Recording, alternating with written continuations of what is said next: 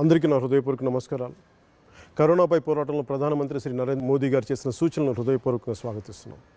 గురువారం నాడు జాతిని ఉద్దేశించి శ్రీ మోదీ గారు చేసిన సూచనలను ప్రతి ఒక్కరూ పాటించాలని విజ్ఞప్తి చేస్తున్నాం. ఈ నెల 22వ తేదీ ఆదివారం శ్రీ మోదీ గారు చెప్పినట్టు జనతా కర్ఫ్యూని పాటిద్దాం.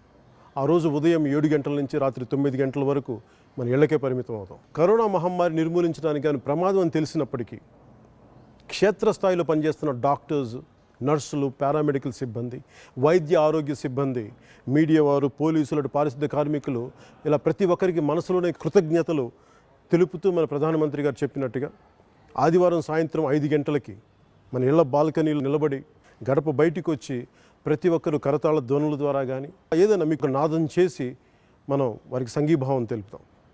సామాజిక సంఘీభావ కార్యక్రమంలో మనందరం మమేకం అవడం మన విధిగా భావిస్తాను. మోదీ గారి పిలుపునకు దేశమంతా స్పందించాలని మనస్ఫూర్తిగా వేడుకుంటున్నాను.